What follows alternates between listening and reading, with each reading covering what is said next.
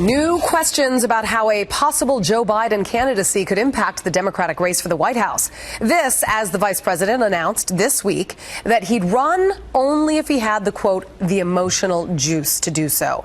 It also comes as Hillary Clinton apologized for the first time this week about her private email server, saying that she, quote, made a mistake and that she is sorry. The controversy taking quite a toll on her campaign, though. A new poll showing voters in the key state of Iowa think both Vice President Biden and Democratic rival Senator Bernie Sanders are more honest and trustworthy than the former Secretary of State. Basil Smikle is the executive director of the New York State Democratic Party and an adjunct professor at Columbia University School of International Public Affairs. Tammy Bruce is a radio talk show host and a Fox News contributor. All right, so if Hillary has admitted that she has lied, she's gone on television, she's admitted that she's made a mistake, she said, I'm sorry. We know this apology was forced by her advisors. She has been reluctant to apologize because it would be legitimizing really all the controversy that's been surrounding her.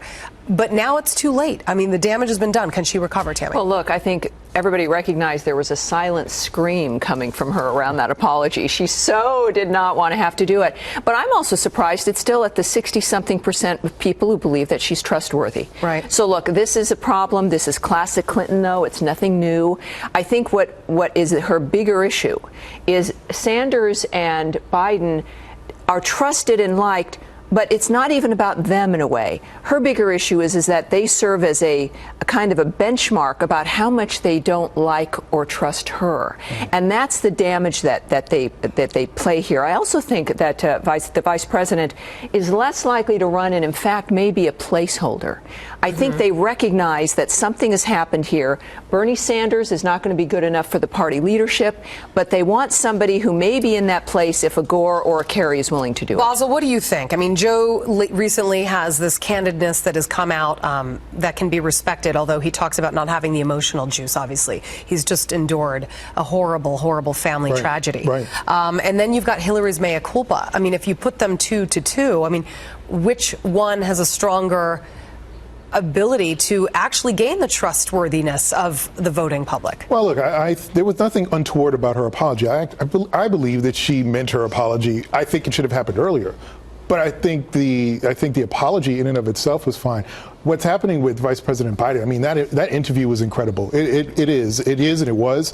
And I do think the country believes that he is this incredibly authentic figure, but he has been for his entire career. Right. And what I like about all of this is that whether or not he enters the race, I don't know. But I do think that it would add a tremendous amount of strength to whatever ticket emerges in next year. I asked my Twitter followers the following question. After Hillary Clinton's mea culpa, does Joe Biden's recent candidacy make him a stronger candidate should he jump in the race? At Pogger writes, Biden will wait until after he sees how well Hillary does in Iowa, New Hampshire, then enter the Super Tuesday primaries in March.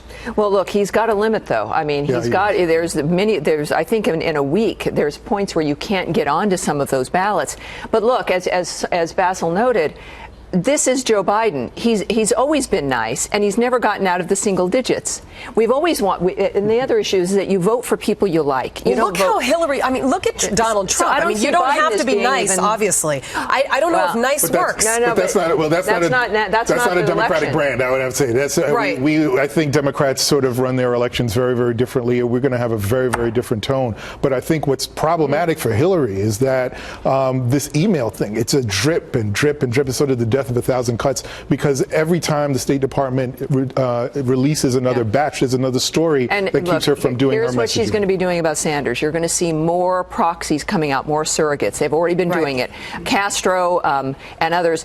Now she so doesn't trust even her own inner circle, there's going to be nothing in writing. The new message from the campaign is all messages to surrogates will be only verbal. Nothing will be written down. I don't know if she doesn't trust her email server or if she doesn't trust her surrogates. I think she's scarred by putting anything in writing. The paranoia is extraordinary. That'll be a major problem. Let's just one last question. If Joe Biden does run, and let's say he surpasses Hillary Clinton in the polls, and let's say he's up against Donald Trump, you've got the nice, candid Joe Biden, you've got the blatant Donald Trump. That's what his fans admire him for, is being blatant. How do those two pair up? Well, I think the contrast can't be any more clear. Donald Trump his language is very authoritarian. I don't think that's where America is today, honestly, no matter what he's doing in the polls right now. I've been ambivalent about Trump, and I've been going back and forth. His comments about Fiorina. Last straw for me. And there's going to be points that everyone's going to have that last straw. So your scenario, I think, is very unlikely. But if that happens, I think the Republican Party is going to be quite in disarray. And what I do know is that Americans always, as Winston Churchill said, Americans always do the right thing eventually. And I think the eventually will be next year at some point. And eventually a Democrat, so I'm excited about that. Well, no, actually not. We tried that. We don't like it. Look at the polls. All right. Basil Smikle, thank you very much. And Tammy Bruce, we appreciate you both coming in.